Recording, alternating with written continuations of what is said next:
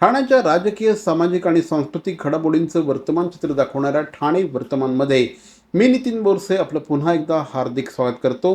सादर करीत आहोत आजच्या ठळक बातम्या. गेल्या काही दिवसांपासून सुरू असलेल्या गॅस संकटामुळे आता विशेषतः कॅटरिंग व्यवसाय आणि पोळी भाजी केंद्र देखील संकटात यायची चिन्ह निर्माण झाली आहेत. अनेक ठिकाणी पोळी भाजी केंद्रांना गॅस मिळत नसल्याने काही जणांनी तर चक्क चुलीवर स्वयंपाक करायला सुरुवात केली आहे. एकीकडे अनेक कष्टकरी माणसं ही अशा प्रकारच्या पोळी भाजी केंद्रांवर अवलंबून असतात. मात्र गॅस मिळत नसल्याकारणाने आता त्यांना देखील या युद्धाचे चटके सहन करावे लागत आहेत. सध्या जिल्ह्यामध्ये गॅसचे एकंदर 17,12,000 घरगुती ग्राहक आहेत, तर व्यावसायिक ग्राहकांची संख्या तब्बल 40,000 आहेत. घरगुती गॅसचा सिलेंडर 912 रुपयाला मिळतो, तर व्यावसायिक सिलेंडरचा दर 1,834 रुपयापर्यंत पोहोचला आहे.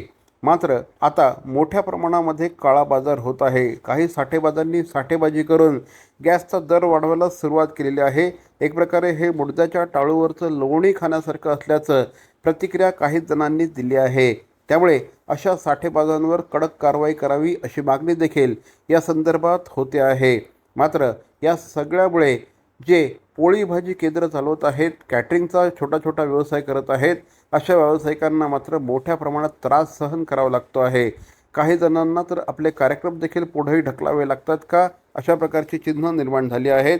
या पोळी भाजी केंद्रांवर अवलंबून असणाऱ्या अनेक कष्टकरी जनतेला देखील आता एकतर दरवाढीचे चटके सोसावे लागतील किंवा पोळी भाजी केंद्र बंद झाल्याने त्यांना मोठ्या प्रमाणामध्ये त्रास सहन करावा लागणार आहे.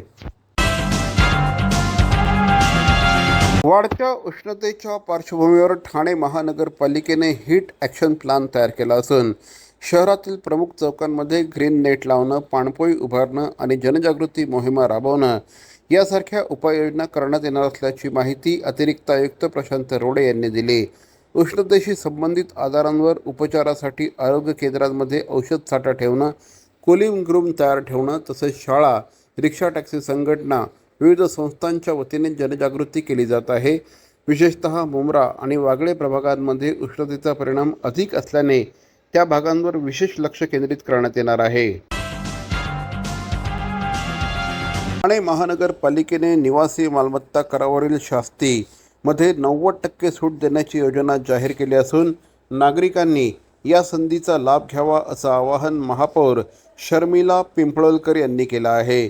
12 मार्च ते 25 मार्च 2026 या कालावधीत थकीत मालमत्ता करासह शास्तीच्या केवळ 10% रक्कम भरल्यास उर्वरित 90% दंड माफ करण्यात येणार आहे. कर भरण्यासाठी प्रभाग संकलन केंद्रांबरोबरच महानगरपालिकेच्या संकेतस्थळावर ऑनलाईन सुविधा उपलब्ध आहे. तसंच गुगल पे, फोनपे, पेटीएम आणि भीम ॲपद्वारे देखील कर भरता येणार आहे. ठाणेकरांकडून ठाणेकर मला भेटायला आले होते आणि त्यांच्या समस्या होत्या की मालमत्ता जो कर आहे त्याच्यावर जी दंडात्मक वसुली केली जाते, तर त्यांच्याबद्दल आम्हाला सवलत मॅम दिलीत तर आम्ही ती भरणा लवकरात लवकर भरू. आणि त्यानुसार मी महाराष्ट्राचे उपमुख्यमंत्री एकनाथजी शिंदे साहेब यांच्याशी विचारणा करून आणि आपले ठाणे महानगरपालिकेचे आयुक्त यांच्याशी पण आज खरं तर मी बैठक घेतली आणि त्या बैठकीत असा आम्ही निर्णय घेतला की काहीतरी सवलत आपण आपल्या ठाणेकरांसाठी दिली पाहिजे, ज्यांना कर भरायचा आहे पण तरी पण त्यांना भरता येत नाही पूर्ण हे करून.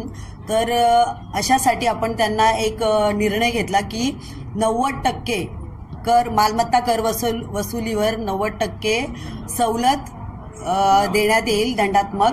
आणि आज ठाणेकरांना मला वाटतं तो दिलासा होईल आणि तसा निर्णय खरं तर 12 मार्च ते 25 मार्चपर्यंत आपण त्यांना ही सवलत दिलेली आहे आणि ती कशी वसुली होईल ते बघितल्यानंतर अजून पुढचे निर्णय पण आपण घेण्यात येतील. CP Goenka International School, nurturing talent at young age for scholastics, sports and performing arts in global perspective. Proud to have world toppers and country toppers in 10th standard Cambridge examinations. Ranked the best emerging school by the Times of India for personality over percentage. CP Goenka is the intelligent choice. Bhavani jewellers Thane, पारंपरिक आणि आधुनिक दागिन्यांचा अप्रतिम संगम. प्रत्येक स्त्रीची पहिली पसंती Bhavani jewellers Thane. नक्की भेट द्या. ठाणे महानगरपालिकेचे मालमत्ता कर म्हणजेच प्रॉपर्टी टॅक्स भरण्याचे आवाहन. सन 2022-23 या आर्थिक वर्षाचे मालमत्ता कराचे म्हणजेच प्रॉपर्टी टॅक्सचे बिल ठाणेकर करदात्यांना महापालिकेमार्फत आर्थिक वर्षाच्या सुरुवातीस म्हणजेच माहे एप्रिल 2022 मध्ये देण्यात आलेले आहे. तथापि अद्यापही काही करदात्यांनी मालमत्ता कर महापालिकेकडे जमा केलेला नाही. सध्या आर्थिक वर्षाचा अंतिम टप्पा सुरू झाला आहे. मालमत्ता कर वसुलीसाठी महापालिकेतर्फे कडक कारवाई हाती घेण्यात आली आहे. या अंतर्गत जंगम मालमत्ता, टीव्ही, फ्रीज, वाहन व इतर जप्त करणे तसेच स्थावर मालमत्ता वॉरंट बजावून जप्त करण्यात येत असून मालमत्तेचा जाहीर विक्रीद्वारे लिलाव करून कराची रक्कम वसूल करण्यात येत आहे. मालमत्तेस पाणी पुरवठा करण्यात येणारे नळ संयोजन खंडित करण्यात येत आहेत. त्याचप्रमाणे थकीत मालमत्ता करावर 2% व्याज आकारले जात असल्याने भरावयाची रक्कम वाढत आहे. आपला मालमत्ता कर propertytax.thanecity.gov.in या लिंकद्वारे तसंच गुगल पे, फोन पे, पेटीएम याद्वारे ऑनलाईन पद्धतीने करण्याची सुविधा उपलब्ध करून दिली आहे. शनिवार, रविवार व सार्वजनिक सुट्टीच्या दिवशी नागरिकांना मालमत्ता कर भरणे सोयीचे व्हावे याकरता महापालिकेचे मालमत्ता कर संलग्न कार्यालय या दिवशी कार्यान्वित ठेवण्यात आलेले आहे. तरी मालमत्ता कर वसुलीची अप्रिय कारवाई टाळण्याच्या दृष्टिकोनातून मालमत्ता कर भरून महापालिकेस सहकार्य करावे. धन्यवाद.